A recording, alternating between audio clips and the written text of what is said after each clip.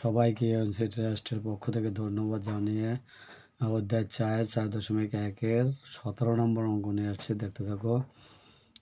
4x=8 এটি কিভাবে আমি সমাধান করব দেখতে থাকো।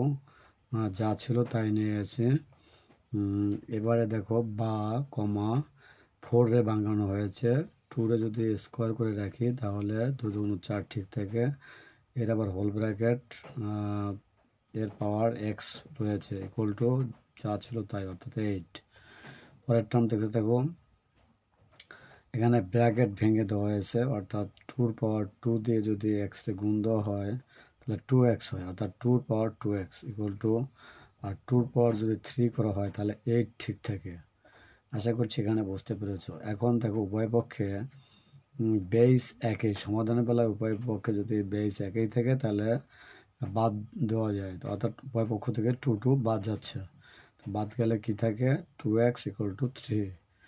এখন এখান থেকে বা কমা এক্স ইকুয়াল টু 3/2 ভাগাকারে চলে আসলো।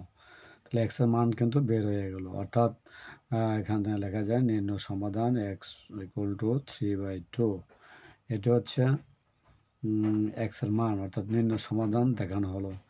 আশা করছি ভিডিওটি যে যেখান থেকে দেখছো ক্লাসটি ভালো করে আমার কথাগুলো শুনবে, তাহলে তোমরা এই অঙ্কগুলো ভালোভাবে কষতে পারবে।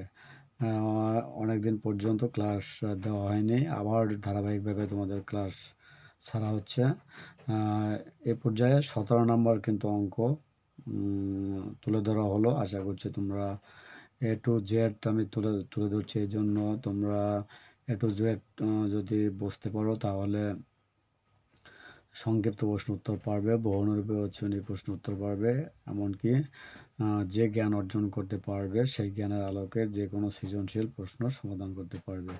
এই কথা জানিয়ে সবাইকে ধন্যবাদ জানিয়ে ক্লাসটি এখানে শেষ করছি। সবাইকে ধন্যবাদ।